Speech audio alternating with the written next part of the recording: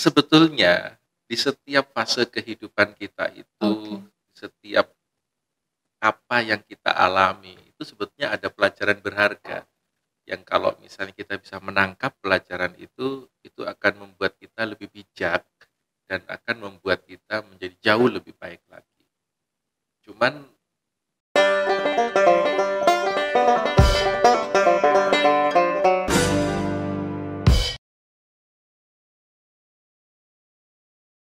Assalamualaikum warahmatullahi wabarakatuh. Jumpa Waalaikumsalam lagi warahmatullahi wabarakatuh. dengan kami di acara Nukleus Podcast Ngobrol Santai dan Maknyus. Ya. Siang ini lain daripada yang lain karena wow, pembicaranya itu luar biasa. Kita langsung ketemu sama beliaunya, nggak asing kalau bagi saya karena beliau ini saya kenalnya bukan karena wawancara di rumah sakit, tapi karena menjadi adik kelas dan saya bikin deg-degan saya karena aduh ada orang Tuban nih yang jadi kakak kelas saya. Nanti saya kalau ada nilai jelek atau tingkah laku yang ABC dilaporin nih. Nah langsung aja ke beliaunya Dr. Didi Suharsoyo MM MAR.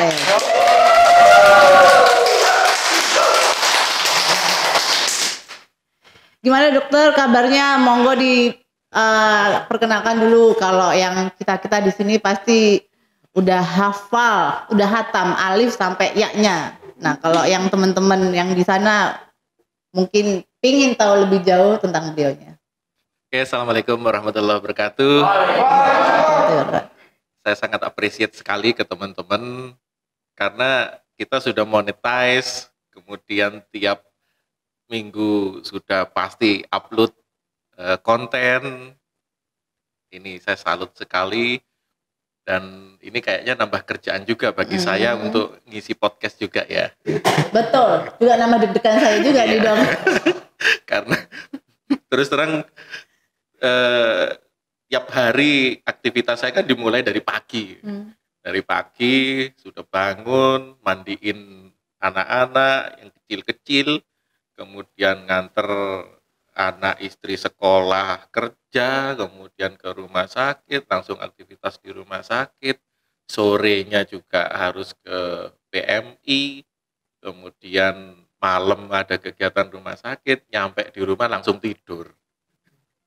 Jadi tambah podcast ini lagi, nambah kerjaan lagi kayaknya ya. Padat itu juga beliaunya. Bangun tidur, mulai langsung pegang anak-anak. Kira-kira nanti berapa sih beliaunya? Berapa dok? Alhamdulillah saya dikaruniai putra dan putri 2 orang. 2 orang? Maksudnya 2 orang putra, 2 orang putri. Oh 4 kakak, baiklah. Jadi 4. Ya. Untuk aktivitas sehari-hari selain di kantor apa Dodong? Ya, aktivitas sehari-hari itu bagi saya ya, selain di kantor, yang paling berharga itu adalah leyeh-leyeh di rumah. Jadi suatu hal yang sangat sangat mahal harganya. Satu, bisa leyeh-leyeh di rumah, dan yang kedua bisa ngukur jalan. Wow, ngukur jalan. Pakai meteran gitu dok? Iya, pakai meteran, pakai speedometer. Oh, mikirnya udah kemana-mana nih. Suka sepedaan berarti ya dok? Enggak sih, enggak suka kalau sepedaan. Cuman kalau ada waktu luang gitu, mesti kita pakai sepedaan. Kalau sebelum subuh, biasanya kita bangun kan sudah jam 3 gitu ya. Habis sholat biasanya kita sepedaan sambil nunggu subuh. Habis subuh baru ngurusi anak-anak. Jam 3 bangun kak. Kamu bangun jam berapa kak? Jam 4. Jam 5 kurang. Anak masih 1 kak. Ini anak 4 kak. Tolong kak. Terus sepedaan pagi sebelum subuh. Lanjut ke kantor. Terus sepedaannya kapan? Kenapa? Pagi aja terus. Sepedaannya berarti hanya kalau pagi gitu ya dok? Sepedaan saya masih sebelum subuh itu masih ada waktu setengah sampai 1 jam untuk sepedaan. Tapi ini sepeda statis ya. sepeda statis sambil nonton YouTube gitu, Heeh.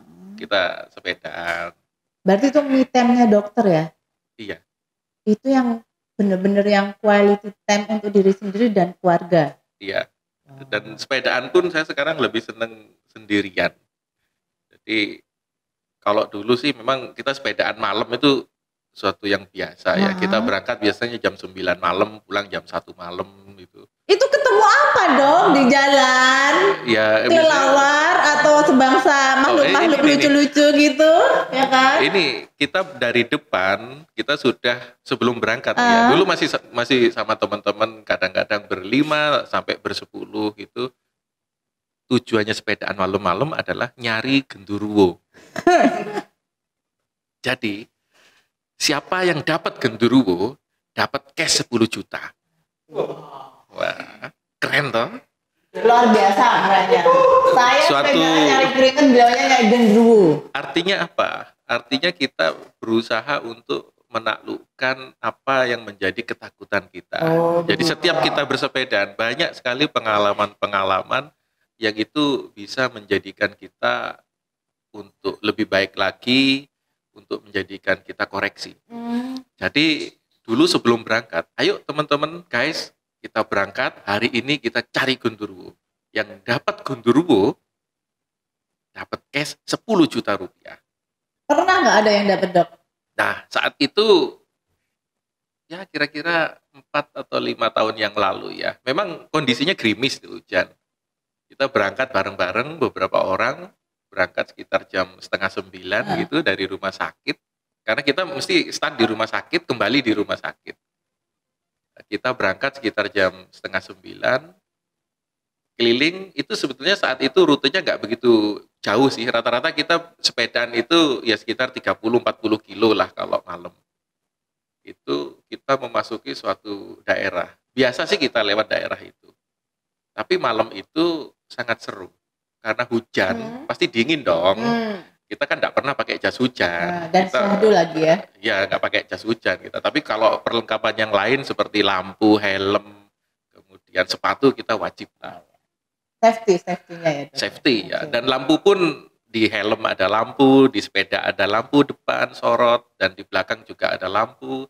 Dan lumennya biasanya kita atur juga. Wow. Yang di bawah 500 lux itu nggak diperbolehkan sampai itu. segitu loh ngitungnya, sampai kelasnya itu diperhitungkan. Iya dong. Coba, wow kan. Ya, Hah? itu kita jalan tuh.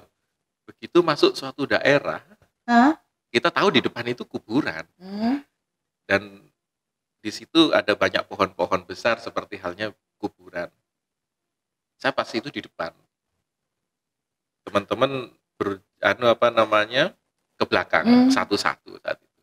Begitu kita masuk kuburan, dari cuaca kondisi yang dingin sekali, tiba-tiba kok jadi anget ya. Kemudian suara-suara yang masih ada suara mobil, kan agak deket sama jalan raya meskipun itu jalan kampung. Kok tiba-tiba hening, sepi gitu. Dan ada bau yang sangat harum saat itu. Saya kan agak yang aneh nih, ada apa ini? Akhirnya saya percepat langkah. Takut juga ternyata. Tak pikir ujungnya tadi nggak takut loh ya. Ternyata takut beliau. Enggak, saya mempercepat enggak. langkah. Oh, mempercepat, oke. Mempercepat kayuhan.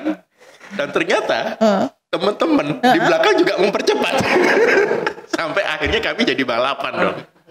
Dan begitu sudah keluar dari daerah itu, kami berhenti. Apa komentarnya, tahu nggak? Hah? Kami hanya saling berpandangan dan ketawa bareng.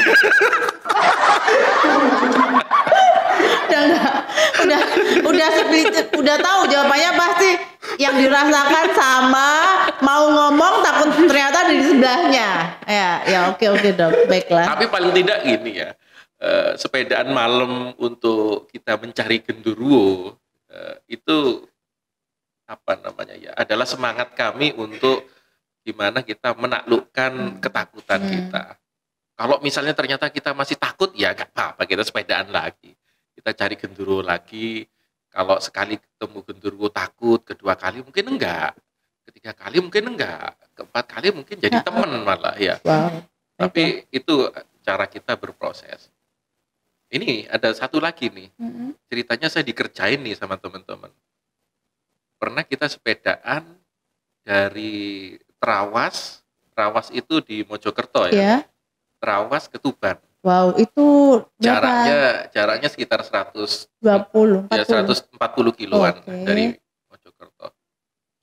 Saya saat itu kalau kita sepedaan luar kota, Ha-ha. syaratnya itu kita menggunakan ban besar.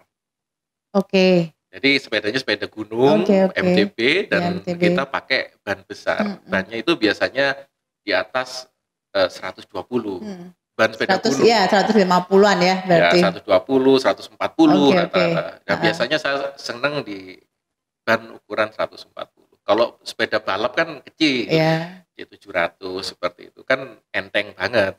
Lari 35, 40 Nggak kerasa nggak udah. kerasa. Tapi kalau sepeda gunung ban 140 mau lari 25 aja udah ngos-ngosan. Hmm. Oke, besok kita berangkat. Teman-teman, Dok, sepedanya saya ambil ya. Oke, ambil aja di rumah gitu. Diambillah di rumah, saya hanya packing. Besok siang kita cus ke Mojokerto, ke Trawas. Dan tahu, begitu nyampe di Trawas, saya lihat sepeda saya, apa yang terjadi? Dari sekian banyak sepeda yang di loading, ternyata semuanya pakai ban kecil. Ya. Wow. Ini kayaknya salah satu di sini ya, jadi biang keroknya juga nih kayaknya. Yang mana dong? Jadi dari sekian banyak sepeda, yang banyak besar hanya saya. Oke, fine. Baik. Dan tahu nggak Ya. apa yang terjadi? Begitu pertama kali kita sampai di Trawas dan saya lihat sepeda. Ternyata dari sekian banyak sepeda yang ikut, hanya saya yang pakai ban besar 120, 140. Lainnya ban kecil semua. Wow. Tapi kan tetap MTB ya, Dok, sepedanya. MTB, cuman bannya segini dan segini. Dan tetap loading. Oke, fine. Oke. Besok pagi saya nggak boleh kalah sama yang muda-muda. Malamnya, ayo makan malam. Kita makan malam dan di situ ada teh. Wah, enak nih. Malam-malam, Trawas, dingin, teh hangat. Begitu saya minum teh, tahu apa yang terjadi? Ternyata gulanya bukan gula pasir. Gulanya ternyata gula pemanis buatan. Wow. Dan saat itu langsung saya punya napas. Langsung bersuara biola. Wow. Oh, alergi ya dong berarti? Iya, saya nggak kuat sensitif ini. dengan ini. Gula buatan itu. Sesek saya. Kebetulan saya nggak bawa obat asma, nggak bawa apa namanya nebulizer. Harapan saya sih, lah kita pakai yang anget-anget, selesai. Akhirnya saya istirahat dan ternyata saya nggak bisa istirahat sampai akhirnya jam 1 malam. Ini apa ya, kok rame di luar itu ya? Ternyata teman-teman itu pada renang. Bayangkan jam 1 malam di Trawas dingin, mereka renang. Oke. Sedangkan dokter dan kurang ajarnya mereka ngajak saya renang yang sedang berbiola tadi. Mau bernapas aja susah, diajak renang. Ya, saya mau komplain gimana? Bicara aja sudah agak susah ya. Oke lah, saya temanin aja mereka berenang sampai akhirnya sekitar jam 2-an, mereka udah mungkin capek ya. Mereka tidur. Dan saya masih dengan napas saya yang belum bisa normal. Sampai akhirnya sekitar jam 5 semuanya sudah siap-siap, saya juga udah siap-siap. Habis subuh kita langsung cus turun menuju kota Mojokerto. Wah, saya gini, saya kalau makan pasti tambah sesek ya. Kalau minum minum segelas teh aja sudah kayaknya udah tidak masuk. Dan itu nggak ada yang tahu dok, kalau dokter lagi berbiola dengan diri dokter sendiri itu nggak ada yang tahu sama sekali. Tahu, dan mereka cuman senyum-senyum aja. Aduh, di audit yang kemarin tuh siapa aja tuh saya bantu dok nanti dok.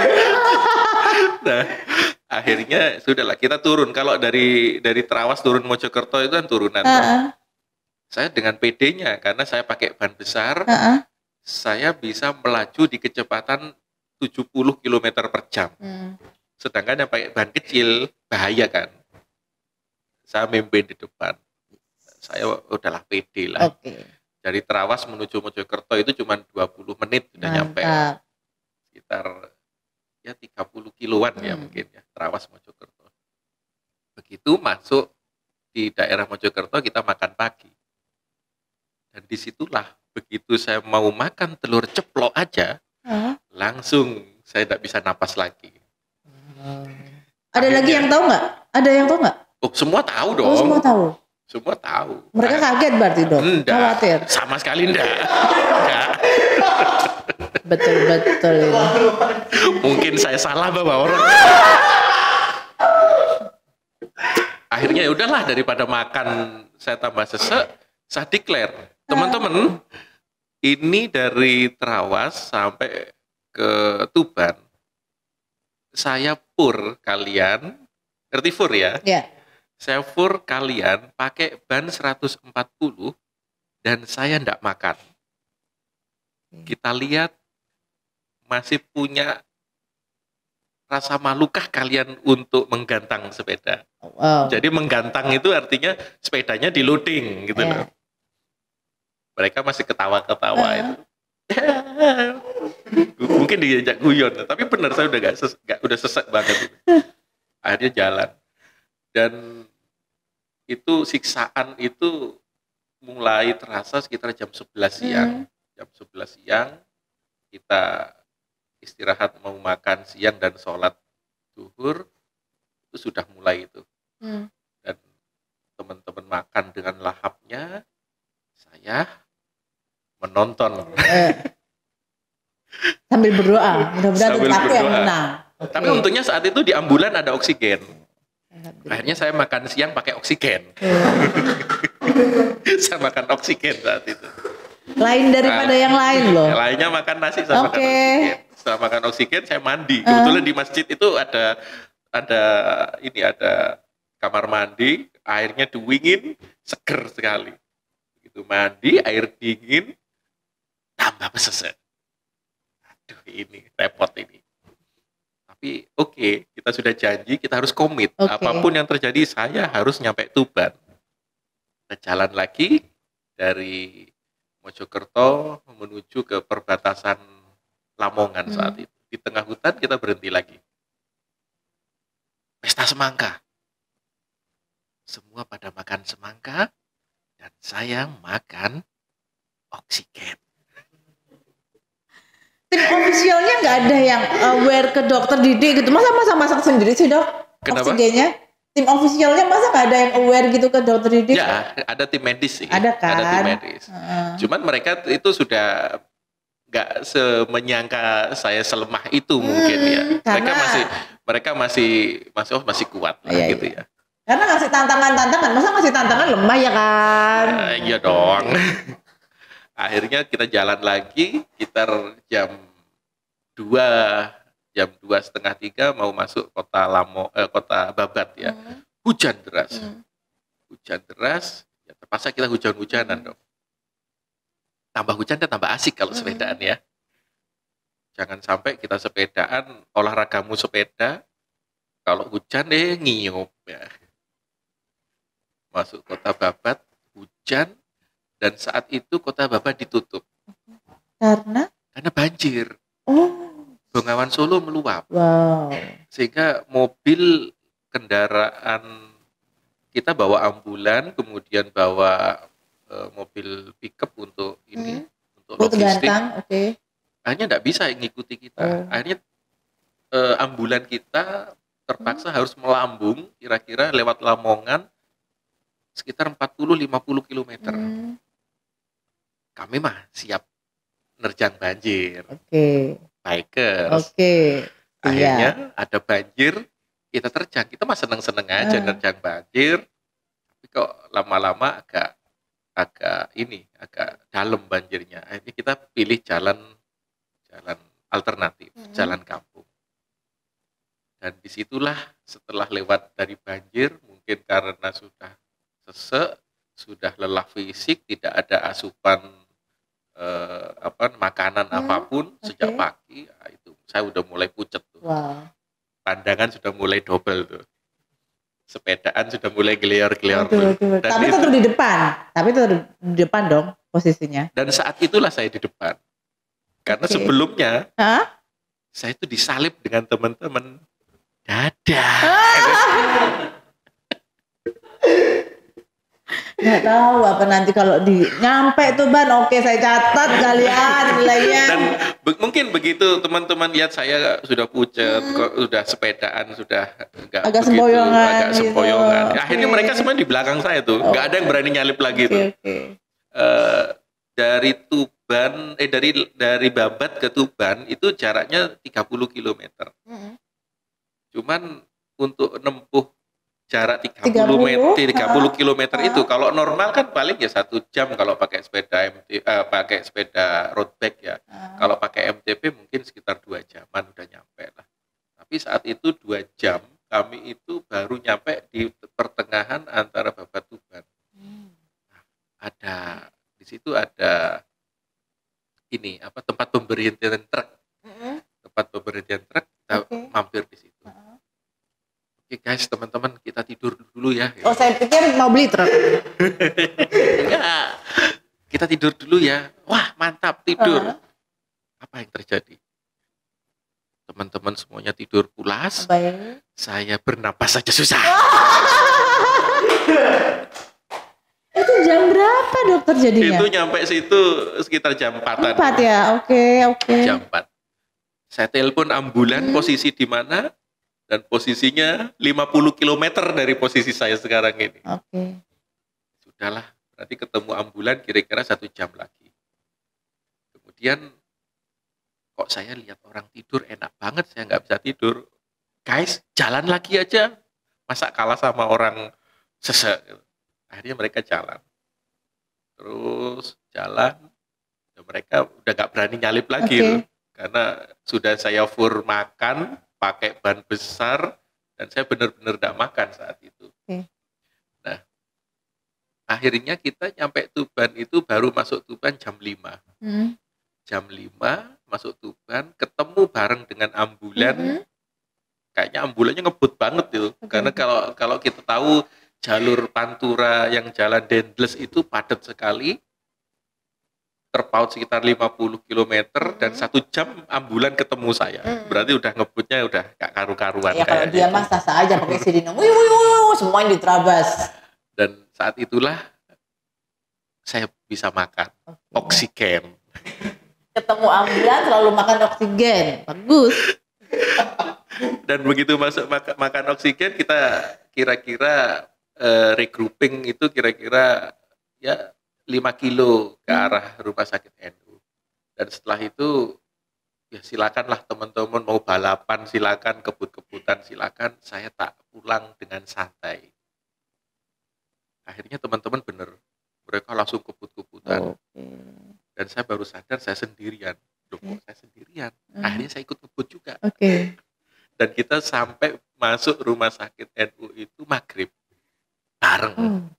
Jadi kita sepedaan dengan segala ceritanya itu kira-kira 12 jam. 12 jam dari Trawas ke Tuban. Tapi pelajarannya apa yang bisa kita lihat, kita ambil hikmahnya itu? Satu adalah komitmen. Jadi kalau kita komitmen sepedaan dari mana ke manapun, kita harus komitmen bahwa kita akan sampai finish dengan selamat dan dengan fair. Gitu. Yang kedua, itu kalau kita bisa, yakinlah, itu pasti bisa.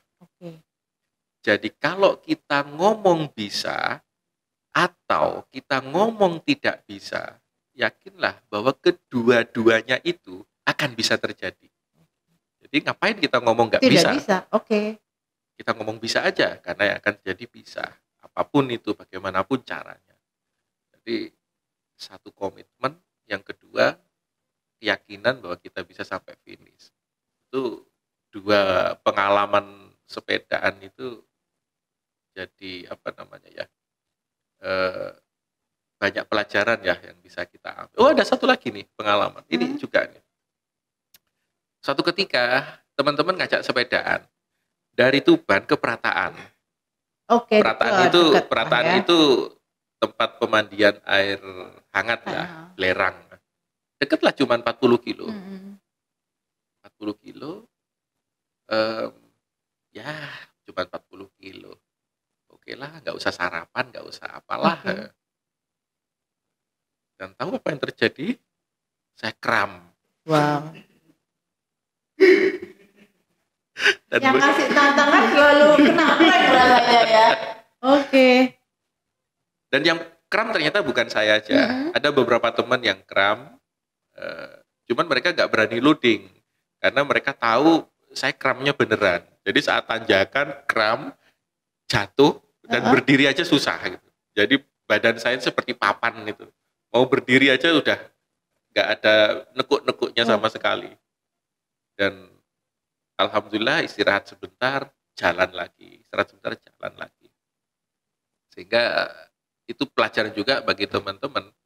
Kalau kita sudah punya niat, harus kecapek. Ya harus kecapek apapun yang terjadi. Dan alhamdulillah di tengah kram seperti itu, saya kram, berhenti. Selesai, jalan lagi. Kram lagi, berhenti lagi. Selesai, jalan lagi. Yang penting kita bisa sampai finish, bagaimanapun caranya, dengan upaya, insya Allah, ya semesta pasti mendukung kita nyampe finish. Mantap. Itu, dan kita banyak pelajaran dari kita jalan-jalan seperti itu. Jadi sepedanya sama juga yang dipakai di Trawas sama yang di Prataan tuh? Saya curiga soalnya punya berapa koleksi sepeda gitu loh, heran kan? Coba ada berapa dok koleksi sepedanya itu? Nggak tahu. Sampai nggak tahu gimana? Mau ada yang bantuin gitu nggak sih? Oke. Boleh kok pilih satu. Paling suka apa? Sepeda yang tipe apa? Downhill atau yang dulu MTB biasa? Pertama kali RB? saya pakai ini All Mountain ya, pakai Cosmic Polygon Cosmic 2.0 itu ya, pakai itu. Sepeda bersejarah berarti itu ya? Itu sepeda pertama itu. Oh masih ada sekarang? Masih ada? Itu kita beli Polygon Cosmic itu dulu, sekarang tinggal rangkanya saja. Maksudnya tinggal rangkanya gini, bannya sudah nggak ganti, grup setnya sudah ganti, semuanya udah ganti semua, tinggal rangkanya aja Cosmic. tapi lainnya sudah upgrade-an semua. Itu yang pertama, dan sampai sekarang masih sudah nggak kepake lah karena kita sayang. Oh nggak kepake, kalau dicatat satu sepeda nggak kepake. Memang sengaja nggak dipakai karena disayang. Oh gitu. Itu sepeda pertama itu. Jangan itu. Jangan diambil ya. Kemudian yang Cosmic jangan diambil. Lainnya dong? Ganti beberapa, pernah juga kita pakai yang downhill, tapi sekarang udah jarang sepedaan downhill, udah nggak pernah sepedaan downhill. Dulu biasanya kita sepedaan downhill itu buat cari jalur. Jadi setiap seminggu sekali biasanya kita kan ngajak teman-teman sepedaan, dan sebelumnya kita harus cari jalur, dan setiap minggu harus beda jalurnya. Dan alhamdulillah kalau di Tuban ini banyak sekali jalur-jalur sepedaan yang keren.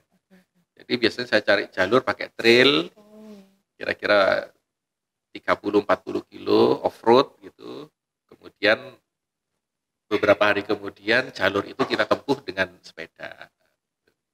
Jadi sepeda seperti itu. Tapi belum kejawab jadinya berapa sepedanya ini loh. Paling lah kalau nggak mau jawab ya mungkin lah ya 120-an mungkin. Itu yang paling suka itu yang mana sih buat dokter Iskan yang bikin nyaman? Kalau sekarang saya yang paling nyaman itu yang sepeda touring ya. Itu sering saya pakai gitu. Memang agak berat sih. Beratnya itu sepedanya aja beratnya sekitar 14 kilo. Cuman kalau saya sepedaan di belakang itu ada tas. Itu ada tas. Biasanya saya isi barbel 40 kilo biasanya. Wow. Boncengin saya aja deh dong. Saya 40 kilo plus. Kita isi barbel 40 kilo. Ya buat kita latihan biasanya. Sehingga teman-teman itu kan kalau bisa kita latihan itu kan ada yang pakai sepeda lipat, ada yang pakai sepeda balap apa itu. Pokoknya kalau saya masih bisa ngimbangin yang teman-teman yang pakai sepeda yang secara teori itu harusnya lebih cepat dari saya, berarti saya masih kuat itu aja. Jadi, itu barbel itu fungsinya ya untuk latihan, sehingga begitu saya pakai sepeda yang RB yang RB, yang road bike itu kita bisa lebih santai. Jadi seperti itu. Saya lebih senang pakai yang ini karena nggak kelihatan kan. Modisi pulangnya juga di depannya itu ada keranjangnya. Itu kan sepeda buat apa ya? Sepeda buat jalan, sepeda buat minggat juga bisa itu. Karena ada tasnya di belakang tadi ya, Dok. Ada tasnya di belakang gitu. Terus ada keranjangnya. Ada keranjangnya. Biasanya kalau minggu-minggu kita ke pasar juga bawa itu masuk tuh. Wow. Sama istri juga di situ, Dok? Diboncengin istrinya? Enggak. Oh enggak. Saya pikir barbelnya diturunin diganti istrinya. Ayo diangkat beban aja. Selain sepeda ada lagi, Dok? Yang disuka hobinya? Kalau sekarang sepeda ya. Dulu saya seneng jalan. Jalan dulu masih sekolah jalan kaki. Seringnya jalan kaki biasanya dari Tawangmangu ke Solo, saya sekolah di Solo, Sragen Solo, jalan kaki. Itu ini nggak bohong kan, Dok? Enggak. Jalan kaki beneran? Beneran. Wow. Jalan kaki kalau misalnya Sragen Solo itu sekitar 50 kilometeran lah. Itu biasanya saya tempuh sekitar 8-9 jam. Jadi kita biasanya naik bis tuh, naik bis Sumber Kencono, dari Solo turun di Sragen. Iya, pernah tuh saya. Habis dari Sragen, kita turun aja, jalan aja pulangnya ke Solo. Saya itu kalau SD dulu juga jalan kaki dari sekolah ke rumah, tapi saya berharap tengok ada nggak ya yang mau nurutin saya gitu loh, Dok. Ya kan ya? Ini jalan, Bu, bener-bener jalan. Jalan. Habis jalan kita ikut seneng basket. Nah, di basket itu kan olahraga fisik ya. Saya kebetulan mainnya itu di power forward atau kalau enggak di center kalau di basket itu. Karena porsi bodinya ya tinggi saya 177. Kemudian saat itu kan berat badan saat itu sekitar 70 kilo gitu ya. Masih ideal ya berarti, Dok. Tapi kalau misalnya tabrakan dengan power forward atau center lawan, saya kan masih kalah ya. Sehingga saya harus dituntut untuk meningkatkan power termasuk juga berat badan. Akhirnya terpaksalah nge-gym saat itu. Begitu nge-gym, sudah punya power, berat badan,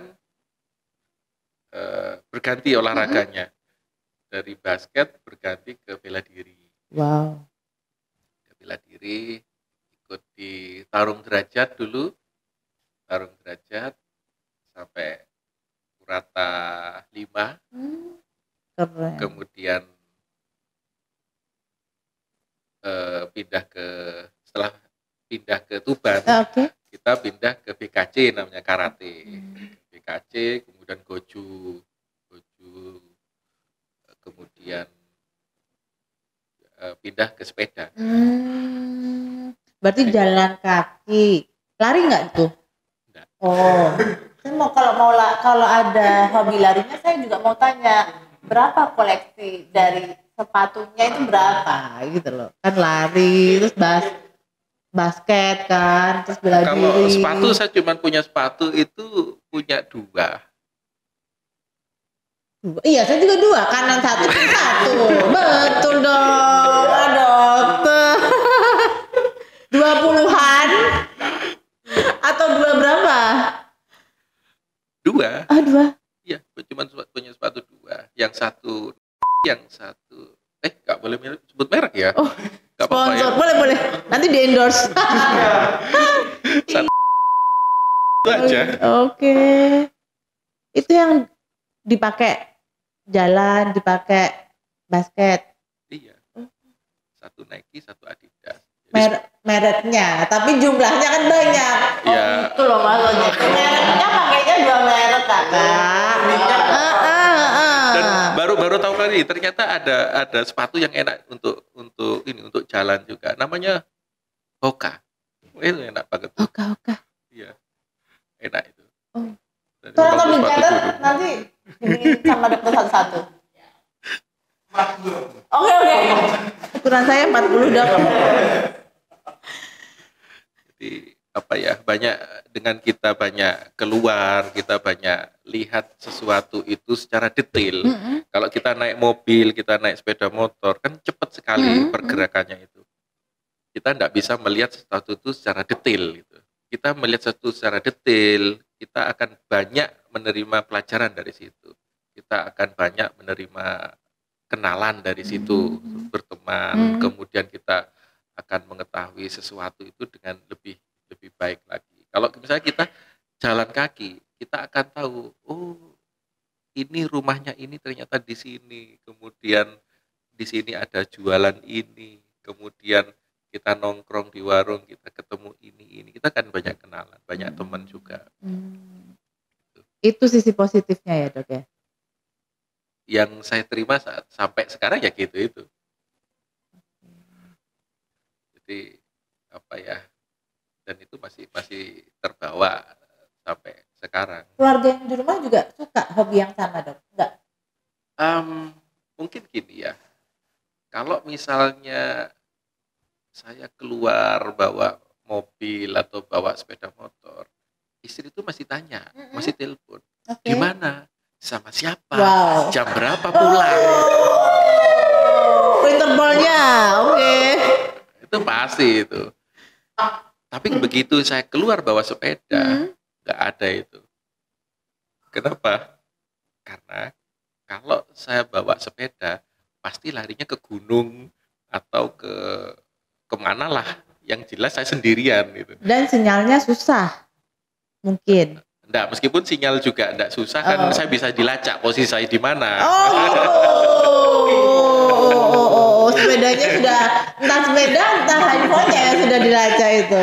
Tapi kalau pakai mobil atau pakai sepeda motor kan mungkin bersama siapa sih? Nah, masih ada seperti itu mungkin ya. Ya namanya juga sayang. Sayang Bu. Anak ada nggak yang suka hobinya kayak dokter gitu? Anak saya hobinya masak. Kayak mamanya. Iya kayak mamanya. Senengnya masak.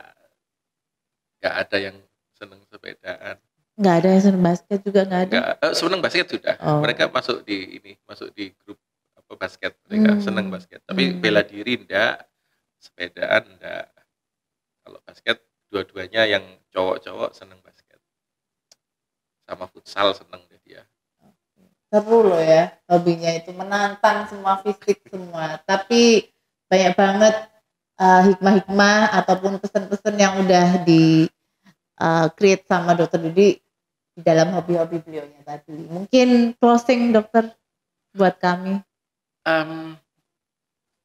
Sebetulnya di setiap fase kehidupan kita itu, setiap apa yang kita alami itu sebetulnya ada pelajaran berharga yang kalau misalnya kita bisa menangkap pelajaran itu akan membuat kita lebih bijak dan akan membuat kita menjadi jauh lebih baik lagi. Cuman untuk bisa menangkap pelajaran-pelajaran itu maka diperlukan kerendah hatian. Sikap rendah hati dan sikap mau menerima, sikap haus akan ilmu pengetahuan sehingga hal-hal positif yang kita hadapi di antara keberhasilan kita, di antara kegagalan kita, di antara apapun yang kita alami sehari-hari itu bisa kita jadikan pelajaran. Seperti itu. Dan keyakinan pasti bisa ya dok ya?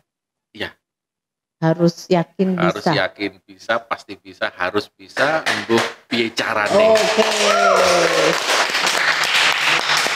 Pokoknya harus kuat. Kalau nggak kuat, makan semen. Wow, saya puas aja deh dok, makan semen. Kenapa kok makan semen? Biar kuat, kokoh, tak tertandingi.